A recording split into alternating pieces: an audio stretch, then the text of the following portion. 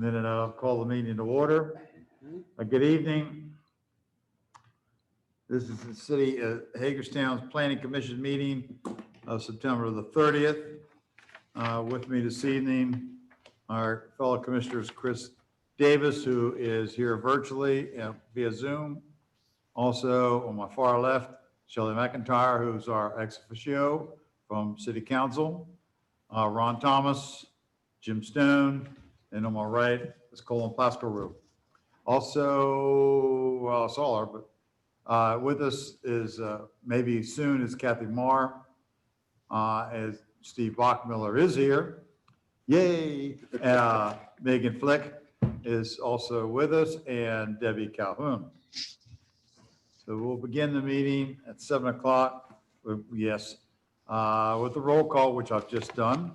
Now we have the approval of minutes from September the 9th, which submitted to you all in advance. This is Chris, so moved. Thank you. I have just a little bit of clarification, if I could. On the second page, second paragraph, we were talking about two different things. Now I have to readjust myself. Yeah, we're talking about two different cases. And the first case was covered in the first paragraph. If we could add the beginning of the second paragraph for the second case, comma, Ms. McIntyre reclused herself from the discussion. Instead of this discussion, the discussion. That way it signifies that we've moved on to the next one. And then beginning of the second sentence in that paragraph, that case concerning, wait a minute, that case concerns the application. Another, I just did a little wording there to make it read right. If that's okay with everybody, I hope you all understood all that. Okay.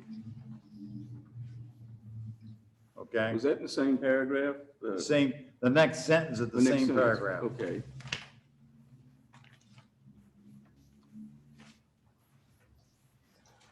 Yeah, it was a couple days ago I wrote that, and I don't remember all of it anyway.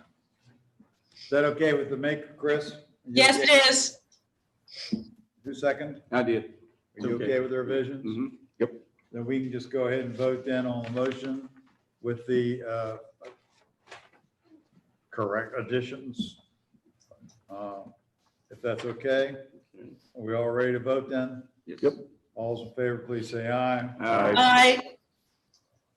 None opposed, and it passes. Now we have a development review of 382, 376 South Cleveland Avenue, landscaper buffer waiver request. Okay, and Dan Wolf, representing Gideon Properties, is here remotely. He's one of the frames that you see on the screen. This special exception was discussed by you at your last meeting. It was approved by the Board of Zoning Appeals with a condition. You requested that the special exception be void if the two properties come under separate ownership in the future. The outdoor play area is included an existing fenced area along the east side property line where the fence is on the property line, and a new play area located behind the house at the above address. The applicant requests waivers to the typically required 10-foot landscape property boundary buffer as follows. East side reduced to 0 using existing fence as substitute screen in place of landscaping. North side property line of 376 South Cleveland, reduced distance to 4 feet with a 6-foot privacy fence being constructed 4 feet from the property line, and columnar evergreens every 10 feet as an alternative to the 10-foot buffer and code mandated plantings. Rear property line reduced the 10-foot buffer to 4 feet, also employing a 6-foot privacy fence and columnar evergreens every 10 feet as an alternative to the 10-foot buffer and requisite plantings. Staff has no objection. Given that the only site improvements will be a fence and some transient play equipment, staff sees no point in requiring a site plan and requests that the commission concur with this assessment. The location of the fence and play equipment will be reviewed when we process a fence permit for this. So if you have any questions, I'll be happy to try to answer them. Also, what I've brought, which I will walk around and show to you, we have the building permit plans in for work with the plan for the interior of the building. Probably the best illustration that we've had where the play areas are going to be. They're in this hatch plan. We have an existing play yard along the side of the existing commercial building. And there's a house on this lot, and it'd be part of the backyard of the house on adjacent property, and they're under common ownership. Gotcha. So they're gonna do a 6-foot privacy fence, Okay. 4 feet from the property line, and put some column or evergreens outside. And Dan is here remotely if he wants to weigh in at all. Yeah, sorry guys, I wanted to be there tonight. I got hung up down here in Florida. Yeah, we're looking. I also just want to make note that this with the special exception and the variance that we were approved for. This was part of the process of putting this fence behind there for the play area for the Beacon House. We're asking for the exception here just so we can maximize the play area for the children so they're not all crammed into one space. And I'm available for any questions if you guys have any. I also think that it's safer, having the fence rather than, I think that I'm okay with all of this. Yes, 100%. We were thinking about the safety, and then also with the privacy fence, making as little impact on the community as possible. The surrounding houses. I don't know whether it has anything to do or not, but can I ask what the use of the home's going to be? The house in front, sir. Yeah. We own it. We currently rent it out. Okay. So you're gonna rent out the house, but use some of the property for play area for the kids? Correct. How is that gonna affect the rental on it with the occupants? It doesn't. We own the property. It's not a land installment or leased option or anything like that. We own it outright. So it's, there's already a fence in the back. So just adding the privacy fence is just another layer to it. Okay. They're long-term tenants that have been with us for quite a while. Okay. So they have their own fence backyard? the rental. Correct. Yes, ma'am. Okay, I couldn't catch that. That's what I was looking at.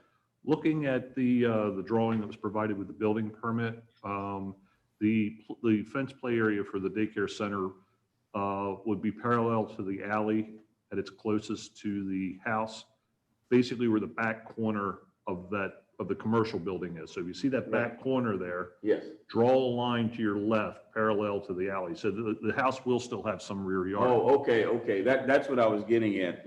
It's going to take roughly half of the rear yard. Yeah. Okay, so I understand it now. It's going to be parallel to the alley from the corner of the Beacon House Incorporated building there over to the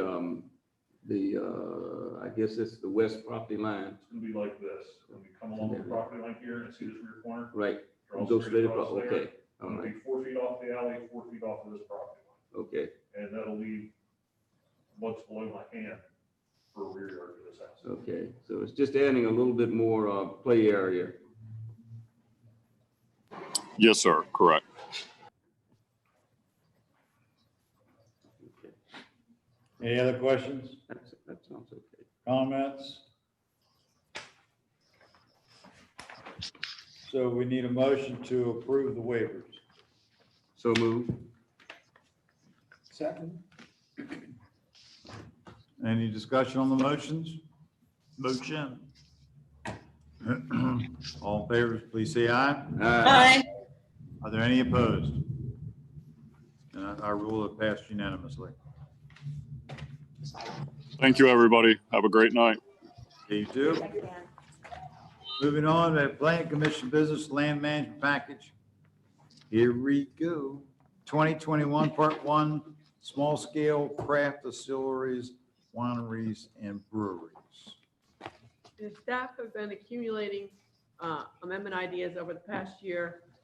So we're going to start bringing them to you. We were starting tonight with just this one issue, and then Steve is cobbling together. There's not that many others that'll be in one package that Promises, we're shooting for the 14th, but North Point has been pretty occupying a schedule, whether it'll be the 14th or the one after. I'm still shooting for the 14th, but I'm not promising it.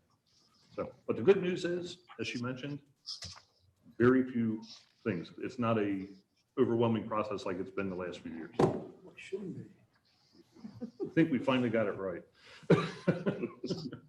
It's just that uses come and go, and there's always new ideas, so you're never done with That's your right. land management code. But we like to complain about it. Yeah. Keep them on their If you toes. did get done with the code, then you would disappoint a lot of people when new things came along. Say, sorry, we got our code. What's in there is in there. Yeah. So what we're with you tonight, this first idea is because the economic development team, and Doug is in the audience with us, he can confirm this, been getting some interest from microbreweries, microdistillery, but they're looking at places that are not the industrial general district, which is where we allow breweries, distilleries, and wineries. We don't have a differentiation for brewery, microbrewery, or big brewery, or little brewery. It's just breweries, and we allow them in the IG. And so they're looking at other properties because they're used to the fact that if you're in other communities, they do allow microbreweries in other zones. And so we're looking to see whether we can loosen up our code a little bit so that we can be more similar to what other communities are doing to enable this use. So if you would go to the next one. The PowerPoint is just a summary of what the big packet that you got in the mail, which was just a lot of stuff I've been collecting online just to get you a sense of this topic. But I can almost read that, but not really. There, oh, thank you.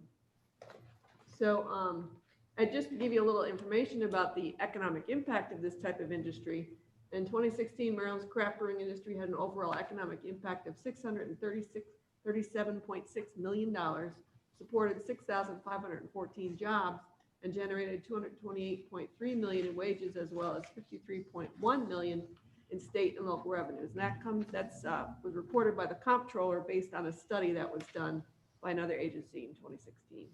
And then I found on another website that in 2019, there were approximately 112 craft breweries in Maryland, in big cities, small towns, unincorporated areas, on farms, in a wide range of zoning districts. And what's interesting is this number that we have now, according to that website, just in 2010 or 11, there were about 25 in Maryland. So this is, in its past 10 years, even across the country, not just Maryland, this microbrewery industry has just been booming. And so we want to make sure we don't get left behind. So what is a microbrewery or a small scale craft brewery? From some things I find online, it says a microbrewery produces no more than 15,000 barrels of beer per year, typically sells at least 25% of their product on site, and is known for brewing specialty beers rather than just sort of, you know, the things that the big boys make. They really specialize in funky specialty beers, which the beer heads really like. Craft brewing tends to mean it's independently owned and it uses traditional ingredients. So the smaller scale brewing operations include manufacturing and packaging on site, a tasting room with sales for on-premise and off-premise consumption, and may include outdoor seating areas and food via a kitchen or a food truck. So then I looked at what are these other zones allowing, these other communities allowing? And so when I said microbreweries in Maryland, and I looked it up, there, as I said, it's about 112, but there are a ton in Frederick and a ton in Baltimore. So I looked at their codes to see how are they allowing these things. And so in the city of Baltimore zoning code, they're very flexible. They allow, with BZA approval in various commercial zones and their downtown zone, and then by right in their office mixed, industrial mixed, and light industrial zones. In Frederick, everything is the Board of Zoning Appeals for this use, but they have a lot of zones: commercial, general, downtown, mixed use employment center, manufacturing, office, and light and heavy industrial zones. In their code, they put a cap at no more than 10,000 square feet of building area for a microbrewery, and their preference is that these uses are 500 feet away from residentially zoned lots. But you can be closer through the BZA process if you provide some alternative buffering mechanism to reduce whatever impact that might be. In Washington County, there are 2 microbreweries that are in IG and HI zoned land. And there's also, which I discovered, which I did not know before this research, we have a farm brewery across from the Leitersburg cinemas. And that's ag zoned land.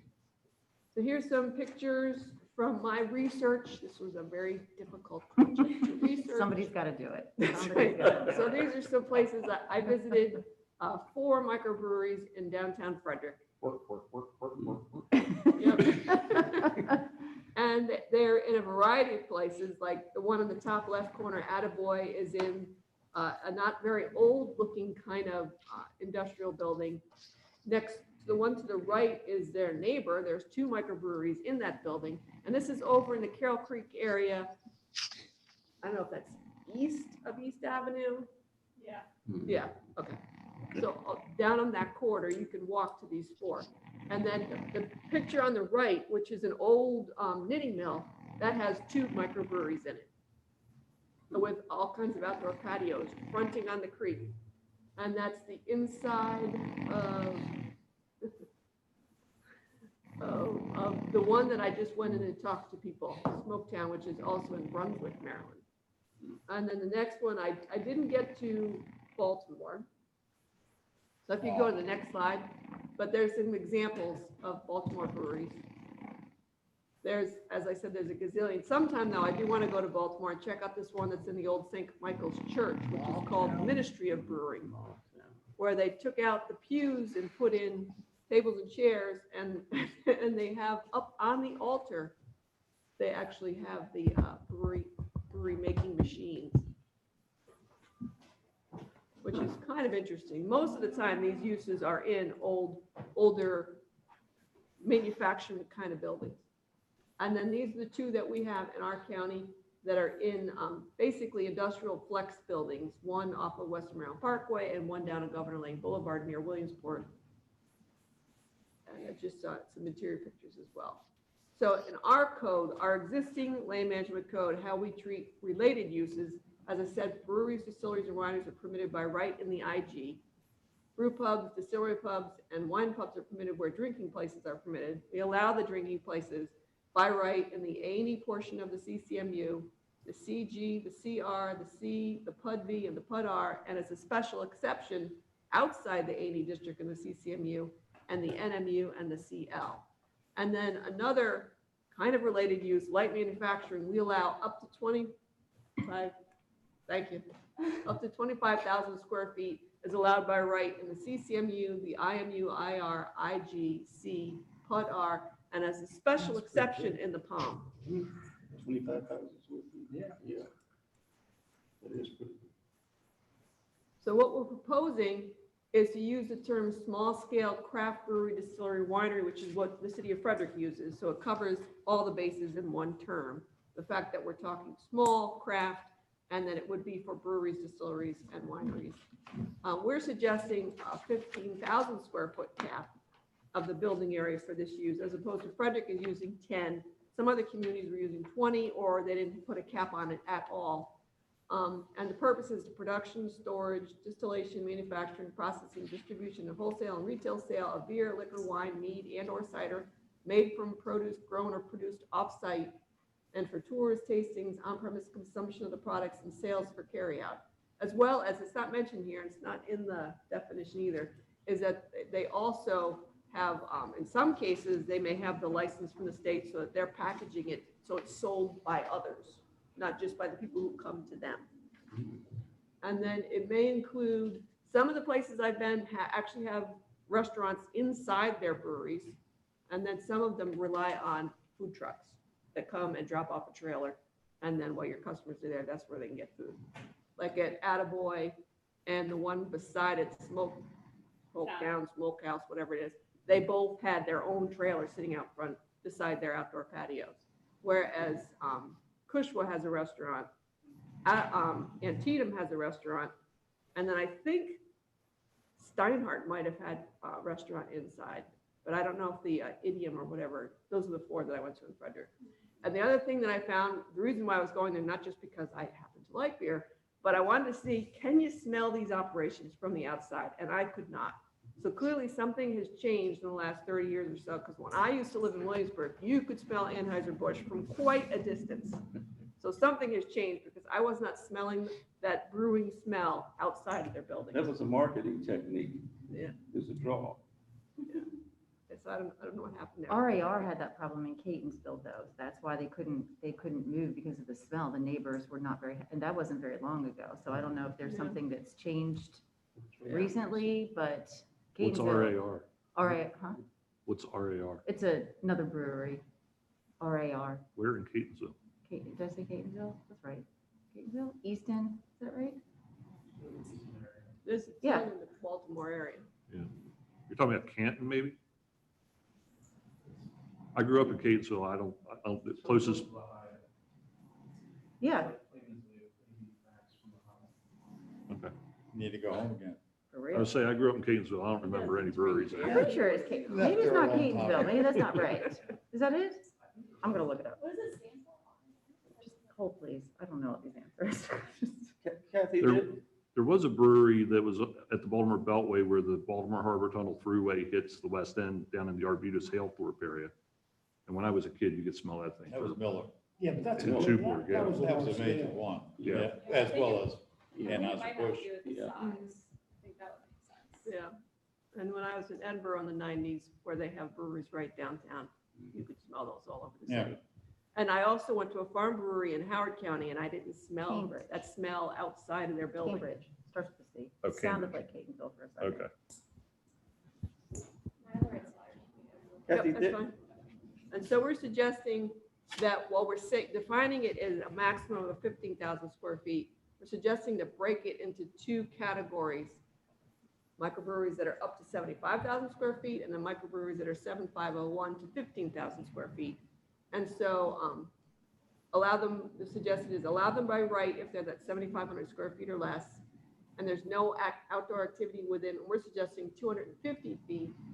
And it could be a residential zone lot. We've got single family residents here and no outdoor speaker system. That's, I think in Frederick, they say no outdoor speaker system. So we thought that was a good idea because you don't want to drive people crazy.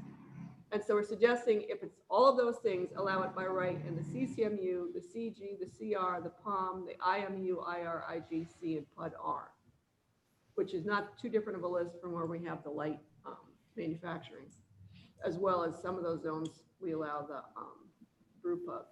And then allow by right if it's 7501 to 15,000 square feet or less, or if it's a use that wants to have outdoor tables within 250 feet of a single-family residence or residentially zoned lot, then it would be only allowed by right in the CCMU, the IG, IMU, C, and PUD-R, but you need to get a special exception if you are 7,501 and 15,000 square feet or less, and or with outdoor tables within 250 feet of residences in the CG, CR, POM, and IR. We figured in those zones, they may border residential areas, and the people in the residential areas may not be anticipating this use beside them, so that's why we suggested it that way. But this was just our starting point recommendation for you. Whether you want to be a little less flexible, we're of course proposing flexibility.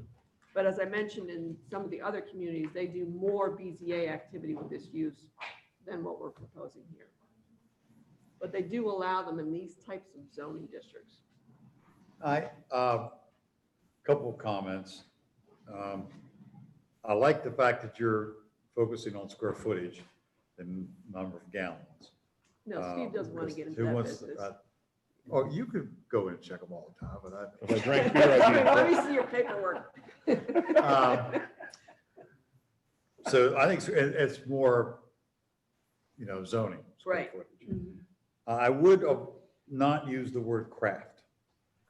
Because even in here, craft is defined by certain ways. Mhm. I think all we're talking about is distillery and square footage. Okay,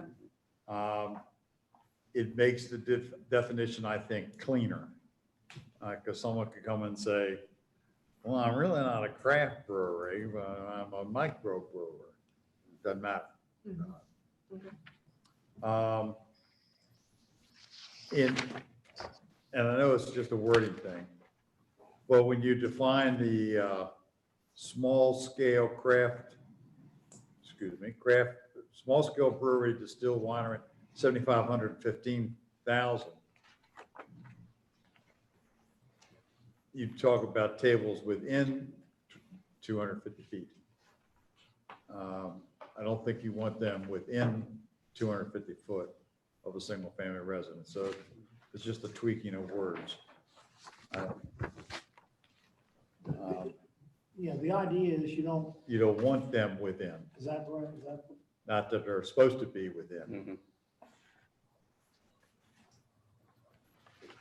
And finally, I mean, that's just a small thing I know you can fix.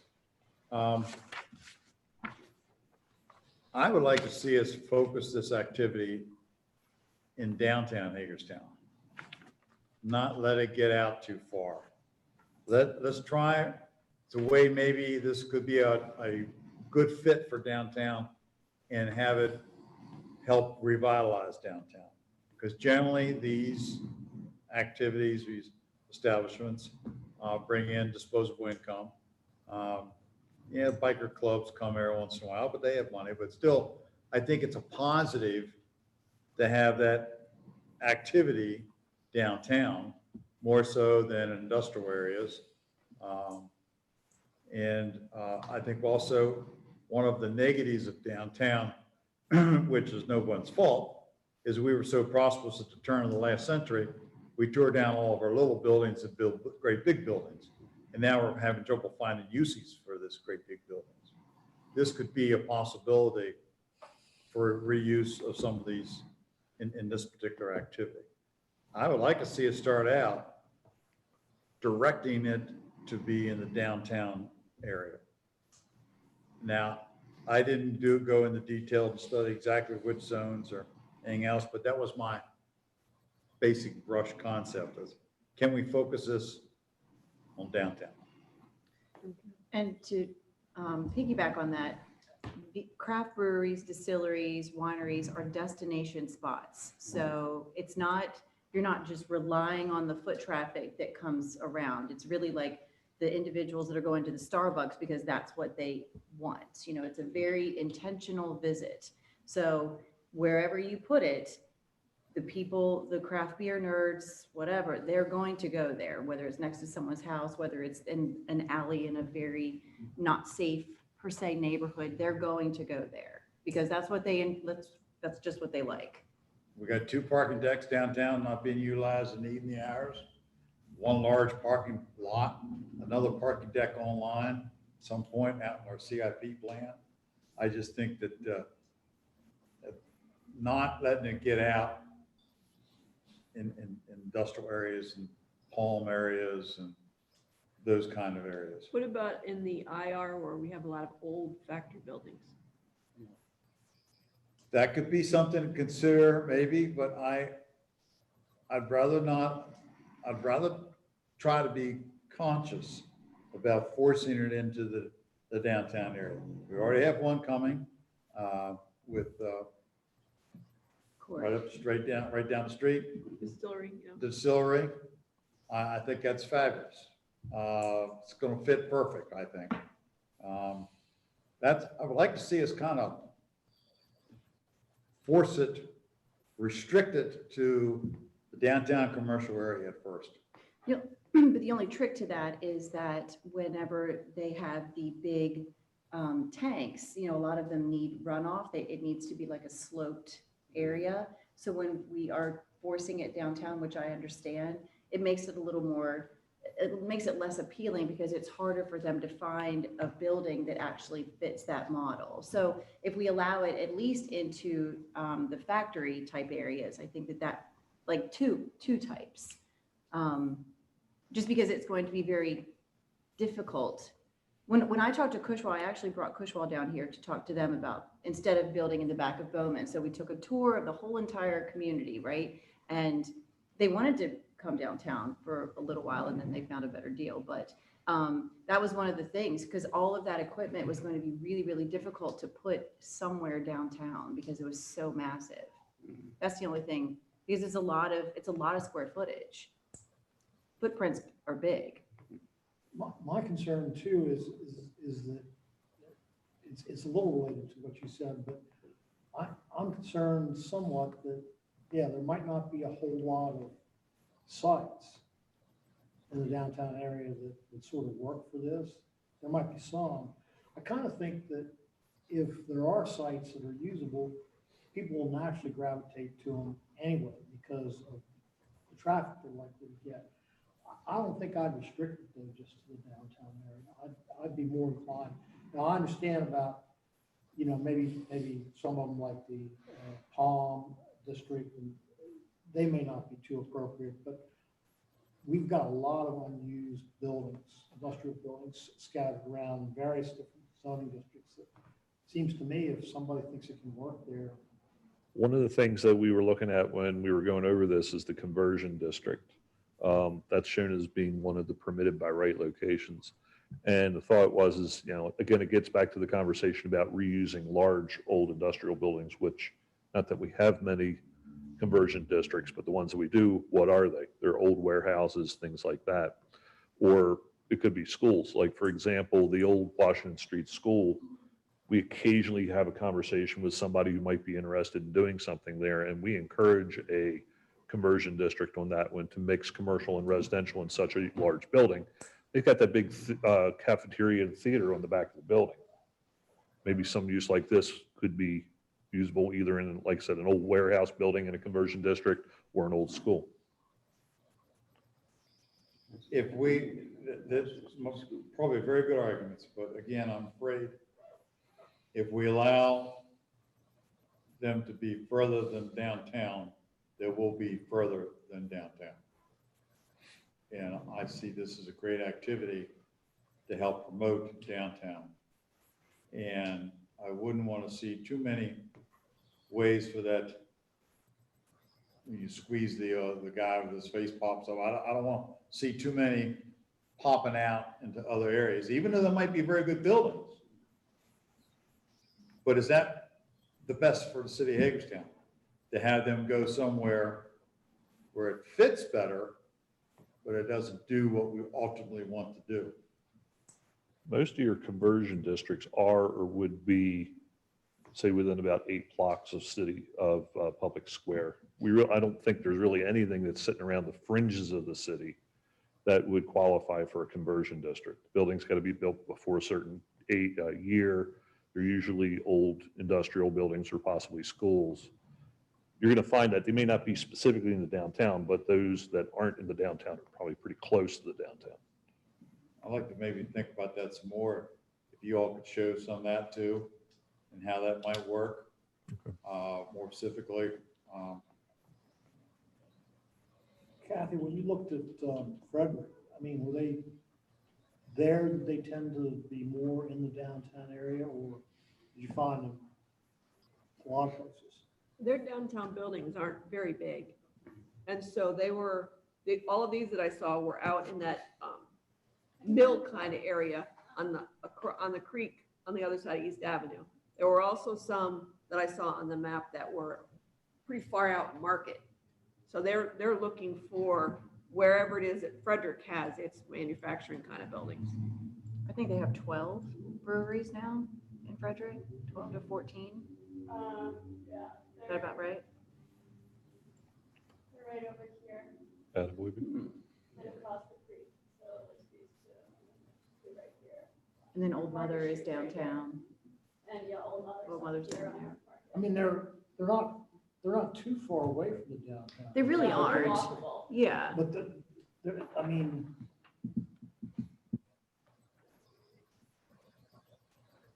I like the example of the old Washington Street School. I mean, I think that's a building it's struggled constantly. It never really has found its way. I don't know whether that would be appropriate for this either, but, Well, there is Yeah. a gymnasium in there. All of these breweries, is the product that they produce designed to be consumed on site, or is it also available to be marketed to surrounding? It depends on the microbrewery. Some places you consume it from their taps while you're there, Mhm. or you can get a growler, which is, a thing kind of like this. Yeah. And you can bring that back to be refilled. Some of them have enough going on that they're also putting it in cans, and so you can take it in a can and carry it away. Or some of them, after they get really successful, they may be selling their beer in a bar in the area. That's what I was Maybe getting at. Like Manor Hill, that farm brewery I went to in Howard County, you can buy that in package stores here in our county. Okay. And both There- Antietam and Cushwa, you can buy in bars around town also. I'm not sure whether this was in Frederick, but there was one where they had one of these microbreweries sitting there with excess capacity.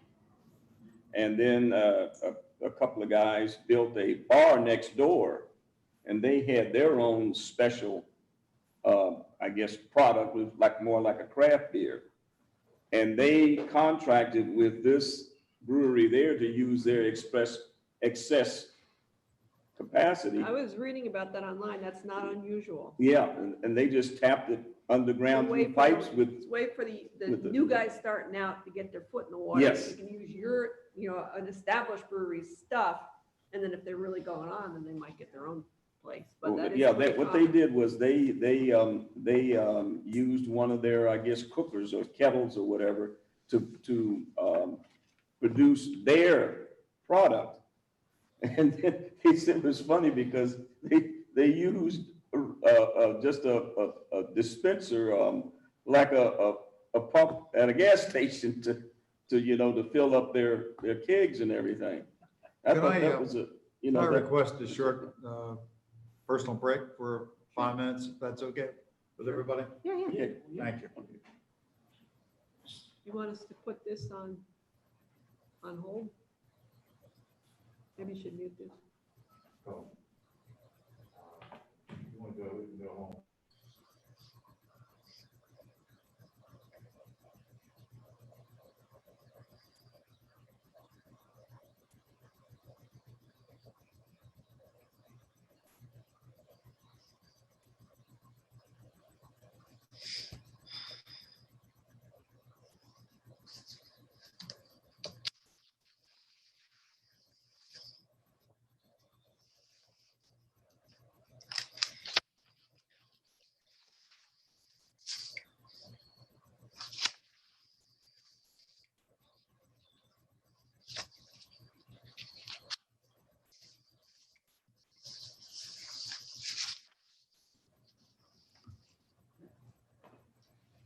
Okay. So, I what also, would you like us to do? I also think if it's any consolation, the experience that I have working with craft brewers and distilleries is that they are very, very community conscious. So when they look to build somewhere, they really are very conscious of the neighbors and trying not to make disruption. So I would say that even if we were more flexible in this, that they would be respectful of the neighbors in the community. They just want, they're very, they're good partners. They collaborate well together. And I think that's an experience across the entire nation, that they just like to make sure that when they establish themselves in communities, that they're good stewards of the community. That's just the experience that I've seen. I think it would be a good mix for the downtown where you have the Playhouse, the Maryland Theater, where they can supplement each other. And the different activities we have downtown. You wouldn't have to bring in the beer trucks and so forth as often. They could use what we have available. So we were proposing to have a couple of different size differences. How do we feel about that? We were suggesting it be by right in either size for the downtown.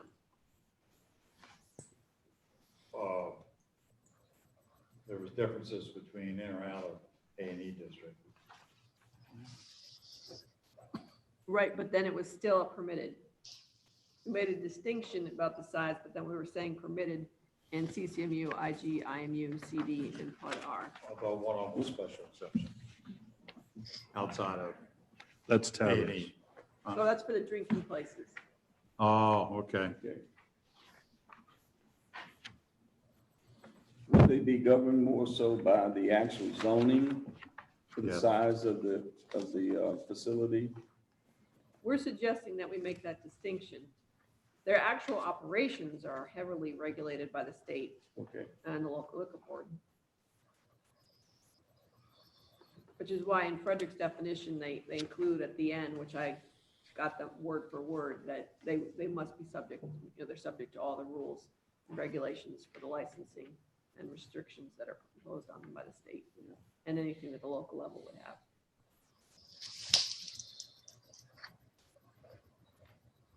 Well, I thought it was a great opportunity to promote downtown, so. As far as Shelley, to your comments about, I'm sure these are all great people, but all we need is one is not great. I know, I And get it. that's, we need to be sure got something to What help if it us. was special exception in like IR, permitted by right in the downtown? Well, I'd still like to study the map. I'd like for you to maybe think about also, but we're going to certainly look at this again, Oh, I yeah. guess. I don't hear a whole lot of support for my idea, but so I guess that Still won't support go. you, Doug.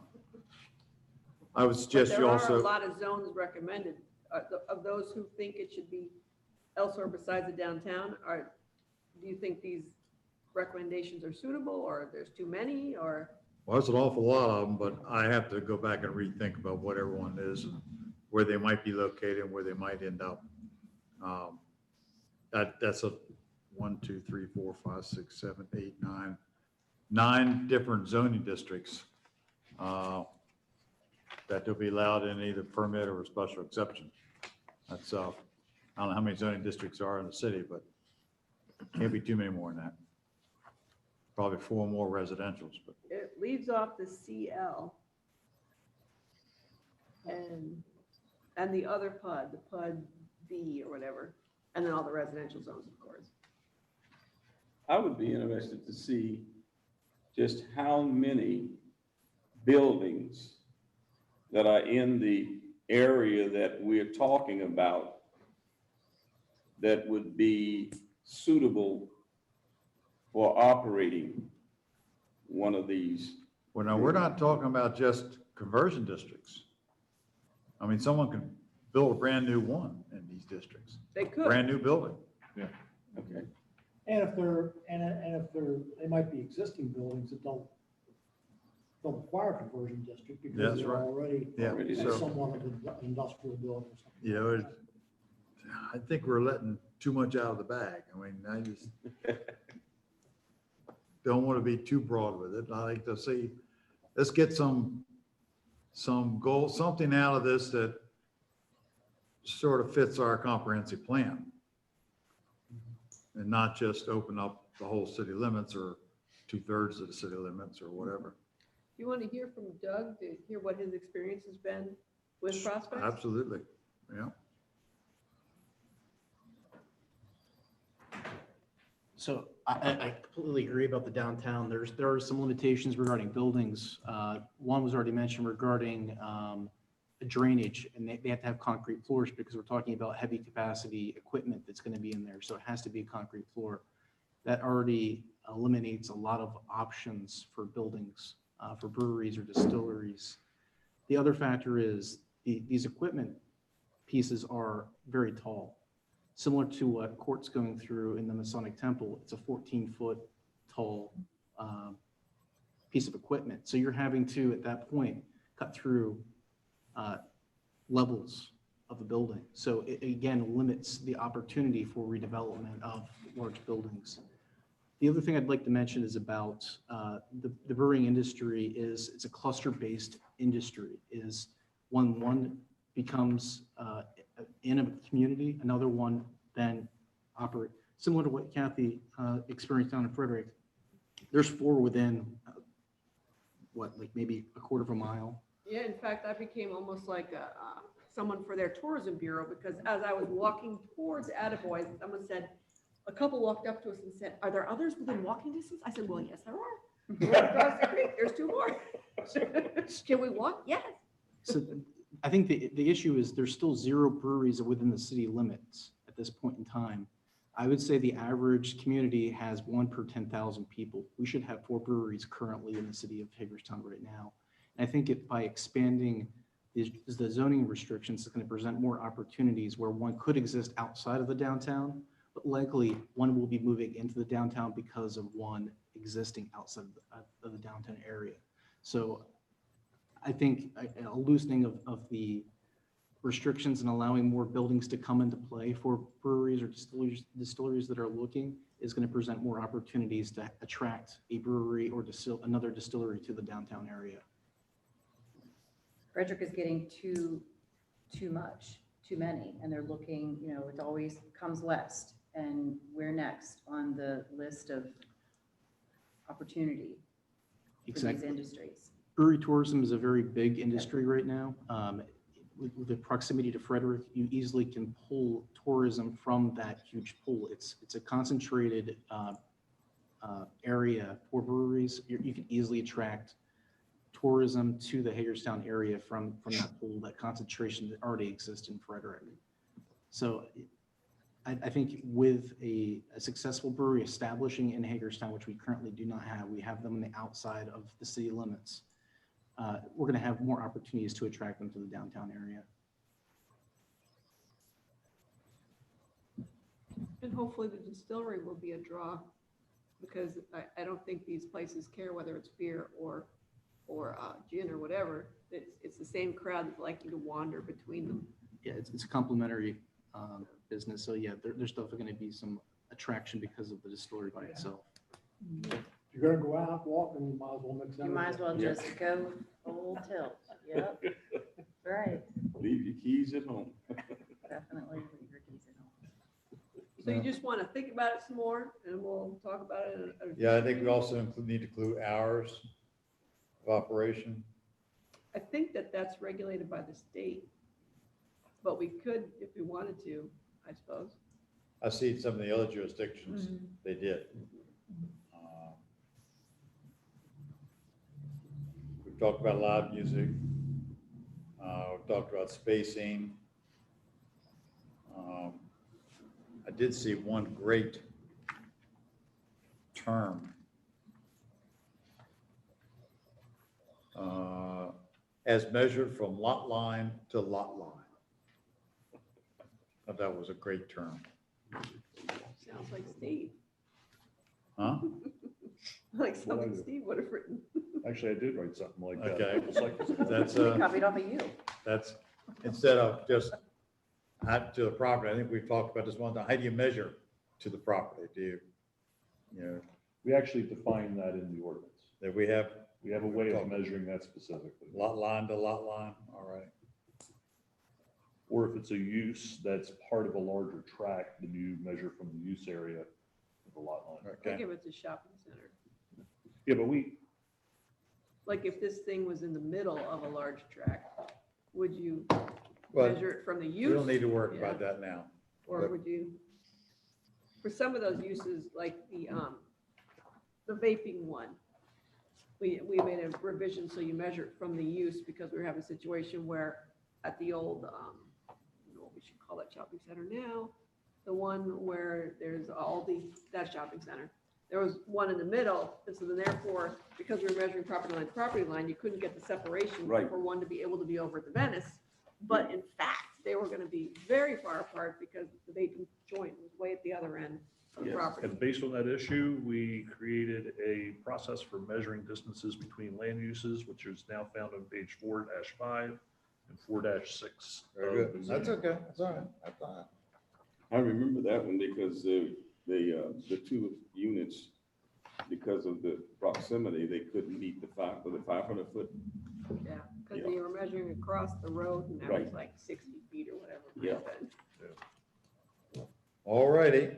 Well, we'll talk about this again next time. Sure. Anybody else got any input right now? Thank you all very much. I'll move on to Plan Commission Annual Report. So the last time you guys saw this, I think I had several blanks in one of the tables, and that is now complete. So I just wanted to provide you all with the additional it's, page here, page 5, and then 6 and 7. For all the new, Well, I did get a all little, the pieces of new data. got a little confused on those tables. Yeah. So we go to, what is page 6, right? Page 6 is where I got confused. Let me say that.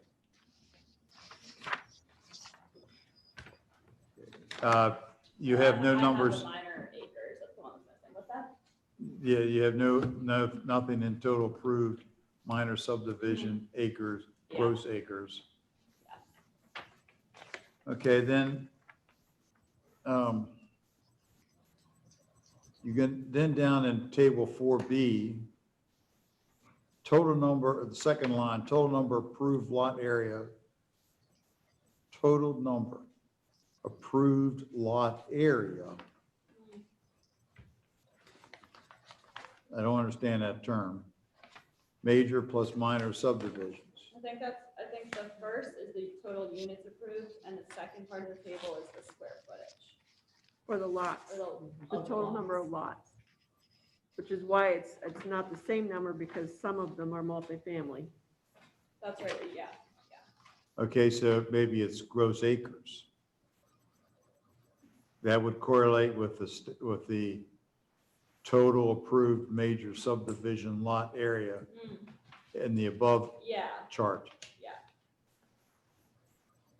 it's a little bit repetitive throughout the chart as well, as far as what we're Okay. asking. I can squeeze that in there or not. And some of this data we don't usually track ourselves, so it was Yeah, a bit of a challenge. but, But I mean, I thought that was, I didn't catch it, that was fact that we were talking about acres. In fact, Megan just mentioned square footage, so maybe we need to define what's that 33.3 is in the left.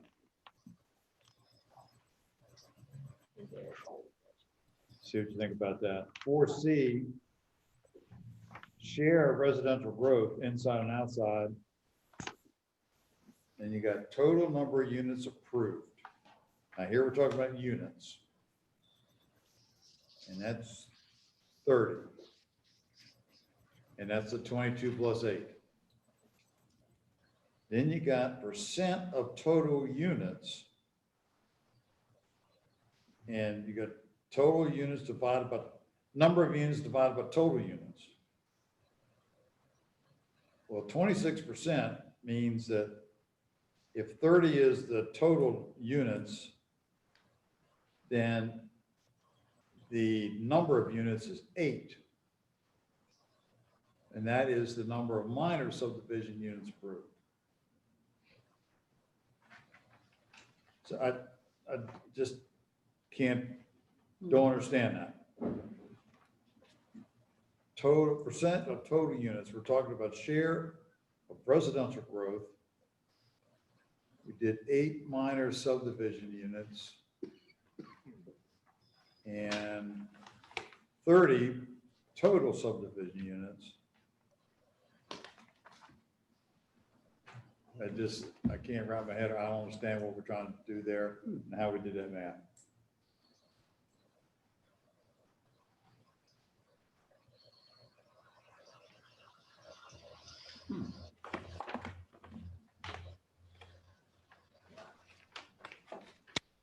And in table 4E, net density of commercial growth.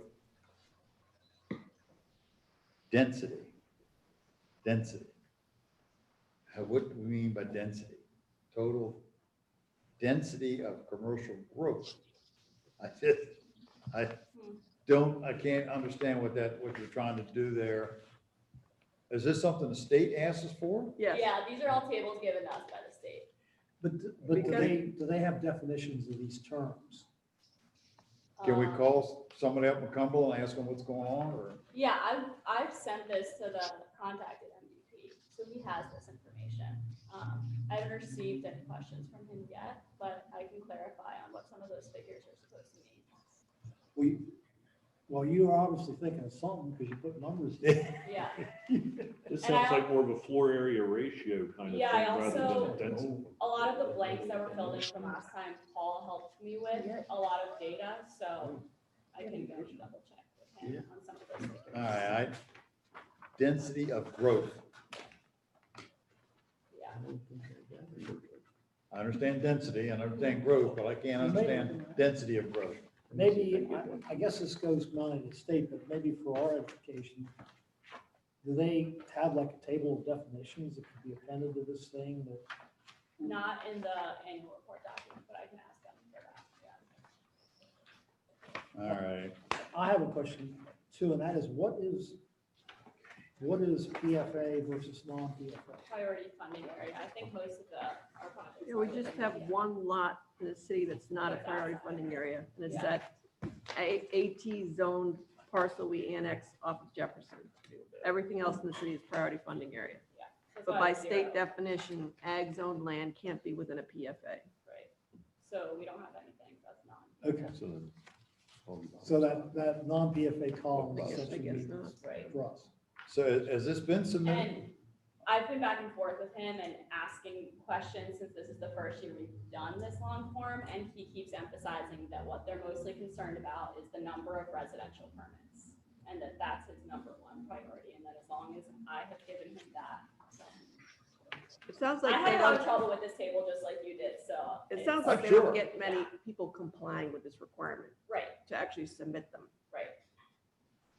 Well, if you make We it, always try to if you follow make the it that rules. confusing, I can see where people say, Yeah. I'm putting that over here and going something important. I can appreciate that because how do you, Yeah, if you don't know what the terms mean, how can you? I mean, that'd be It's something I'd put aside. It's required, but they don't really have any sticks. yeah. But we try to comply. And a lot of the data we do already keep track of, but this is a lot more than we generally do keep Yeah. track of, which is why there's been a lot more chem math and calculating and probably some things coming out that don't make sense.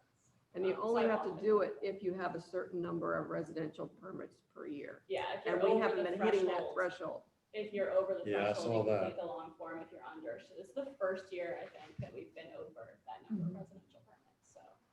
Probably because of Baker's Crossing. Now, so this has been submitted or hadn't? It has, yeah, but I've been back and forth with him sending drafts, so All right, I, well. yeah. I It's was, not the I was fun. gonna make two small changes. Okay, that's On fine. I page can still 4. send him a final, yeah, We haven't given it the final to the mayor and council yet. Right. Okay. yeah. On page 4, new schools. I think what they're looking for here is, have schools versus density or schools versus residential units or something along those lines.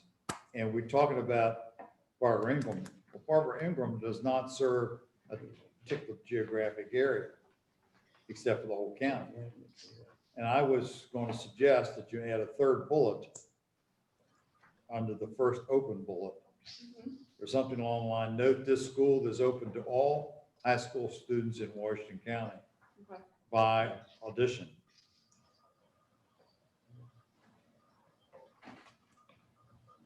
So that they don't count it like North High or Okay. South High. And then really picky, and D, first bullet, the Hagerstown Planning and Code Administration. Use that, but then later you start talking PCAD, I would put parentheses PCAD right there. Okay. Just as you did for BISFA and USMH. Okay.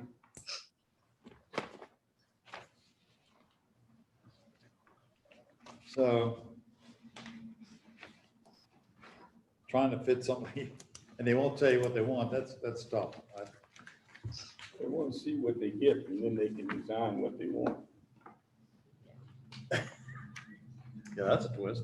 Yeah, If you don't understand the definition of the terms, then they don't have any way to, how can they know what Yeah. they're getting? Well, so on page 5 with the residential development capacity, I worked with Paul on that. We did provide, and Kathy, we did provide asterisks, just say where we got the data from, just since this is the data that we have and that we're providing, and this is where it's from. Right, and that's good. I did that a couple times, but yeah, I'm sure it would be helpful to do it all.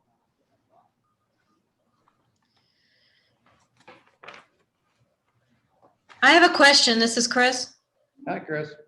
I'm not sure if I'm going to say this correctly, but given our commission's interest in building of infrastructure, is that something we might want to track too, like sidewalks?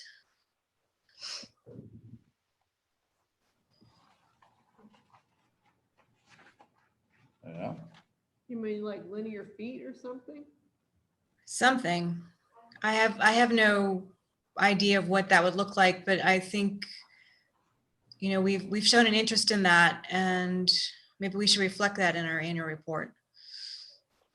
I know that there's GIS data that shows all the sidewalks, and I could probably take calculations from its engineering data. Be nice to be able to put that in there. I don't know where to put it, but they do talk But to about calculate- transportation plan. But to calculate what's new as a result of Oh. the development, I see, Yeah. that can be Yeah. a bit of a job. and I'm not sure if they update that GIS file.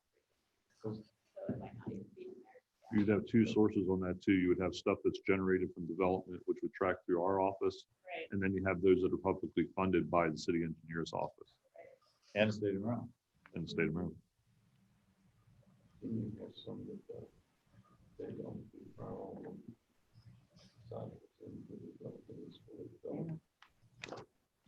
Well, that's another challenge. But good data to collect if you It would could. be, Yeah. Good thinking, Chris. Any other items? Did everybody have a chance to attend the virtual last Friday, Smart Cities promoted by MPCA? Oh, shoot. Did you get an email? Yeah. Sure. I get a lot of emails. Oh, well, as planning commission members, you all should be getting emails. Is it something that is going to be offered? You could watch it not live? I have to go back and look now. I don't know. It was very interesting. I was a little leery of smart cities because it sounded too slick, but the guy did a great job and he talked about, actually, that's sort of where I started thinking about having pubs downtown. Let's get something good going in downtown, of course, it's downtown. And I'm still in favor of that. Maybe somebody will come in and pour a concrete floor and punch a hole in the first floor ceiling to be downtown. Instead of giving them an easy out somewhere else. Yeah, for the distillery, they have the equipment in the basement. They open the floor so you can, the tasting room is on the street level, and the equipment, you can look down, the equipment is down.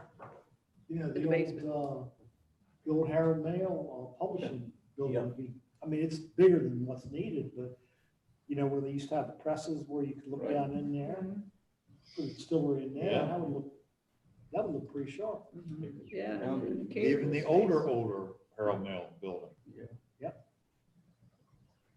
They've got that set up with that top part, and then there's a balcony, like, Actually, I think in the old library, there was a spiral staircase in the center.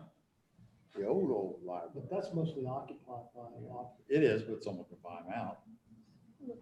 When Cushwa toured, they did the Antietam Paper Building, which was fantastic. It was, you could just imagine sitting outside and watching, oh, it was along perfect. the trail. There's It was lots of perfect. great ways to get this going downtown. It was perfect. Let's not let that air seep out to somewhere else. I think it's Let's gonna really be put our natural. thinking caps I on. think it's gonna be natural that they're gonna go down. There's a lot of great space downtown. Yeah. I think it's be Got definitely. the a parking natural- decks, we got all kinds of things going on down here, theater. Yeah. Let's not let that escape, get outside of here, just to make it easy on somebody. Yeah, unfortunately, within the last 20 years, we've removed a fair number of the industrial buildings that were in the downtown. Warehouse, industrial. Yeah. the, where the pretzel place is. Got that big open area right in the front. Goes up 3 stories. Spiral staircase. Pretzel and pizza? Yeah, right out, that parlor area right outside. Didn't they go up? No, No, I don't think so. Is that only goes up? the ballroom is above that. Oh, okay. I thought they went on up. There's an open stairway going up to the second floor, but that's all. Okay. Well, that's 14 feet, right? I would think so. Yeah. And then you can see the tanks right from the street through glass windows. I'm not so sure how, I mean, that building was mostly offices. Right.